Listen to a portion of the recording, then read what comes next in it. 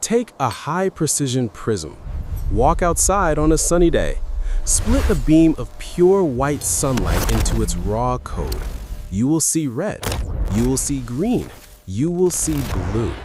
You can zoom in until you hit the atomic level, but there is one thing you will never find: magenta. It physically does not exist. There is no wavelength for it. There is no magenta photon. Yet, you see it. It's in flowers. It's in neon signs. It's in the ink cartridge of your printer right now. It is a distinct, vivid experience. But in the raw data of the universe, it is a ghost, a hallucination, a glitch in the matrix of your own mind. So why is your brain lying to you? To find the answer, we have to break the machine. We have to dismantle your reality. Because the truth is, color isn't a property of light. It's a computation. And I'm going to show you exactly what happens when that computation crashes. First, look at the hardware. Your eye is not a camera. It doesn't capture reality. It is a biological calculator with a severe limitation. You only have 3 types of color sensors: red, green, and blue. That's it. Every sunset, every painting, every face you have ever seen is just a mixture of those 3 inputs. Usually, the math is simple. Look at a banana. Your eye gets hit with light that sits right here, halfway between red and green. Your brain runs a quick average. It says, I see some red, I see some green. The average is the middle. The middle is yellow. And physically, that's correct. Yellow exists on the spectrum. It has a wavelength. The math works. The brain is happy. But in a moment, I'm going to show you a combination that breaks this math completely. What happens if you look at a purple flower or a stage light mixing deep red with deep blue? Physically, you are being hit with 2 wavelengths, one from the far left of the spectrum, red, one from the far right, blue. The middle of the spectrum, the green part, is completely dark. So your eye sends a panic signal. Red is firing at 100%, blue is firing at 100%, green is 0. Your brain tries to run its usual calculation. It tries to average them. But mathematically, the average of red and blue lands right here in the middle. The middle is green. But your brain has a major conflict. It can't show you green. The green sensors are silent. They are screaming, there is absolutely no green light here. If the brain showed you green, it would be contradicting its own sensors. So here is the dilemma. The brain detects the 2 extremes of reality, but the middle is missing. It's like hearing a high note and a low note at the same time, but silence in between.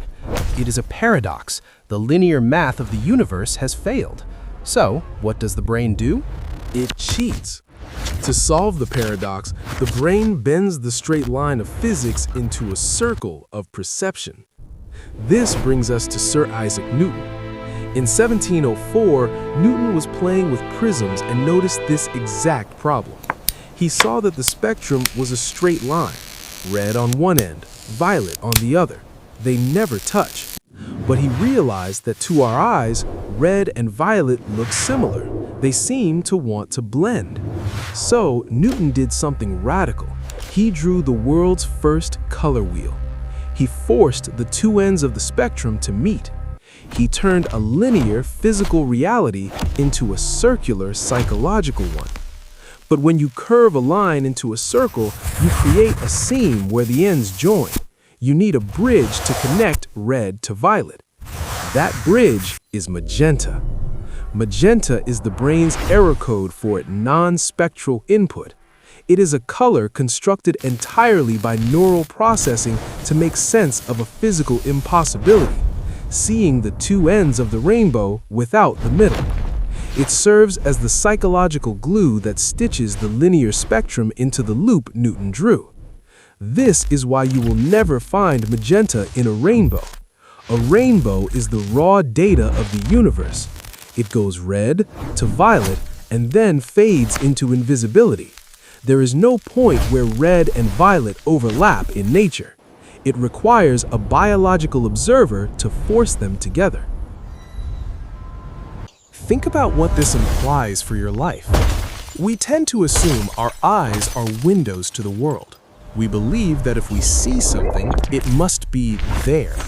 But magenta proves that is a comfortable lie. It is remarkably similar to the phenomenon of a phantom limb. When a person loses an arm, their brain sometimes frantically tries to map the missing sensation. It creates pain, itching, or heat in a hand that no longer exists. The brain creates a sensation to fill a void. Magenta is the phantom limb of vision. It is the sensation of a wavelength that doesn't exist, created to bridge a gap in data. We rely on color to understand our world. We use it to tell if fruit is ripe, if a fire is hot, or if a traffic light is red.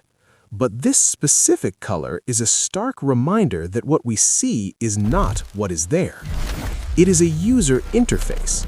It is a simplified dashboard designed by evolution to help us survive, not to show us the truth.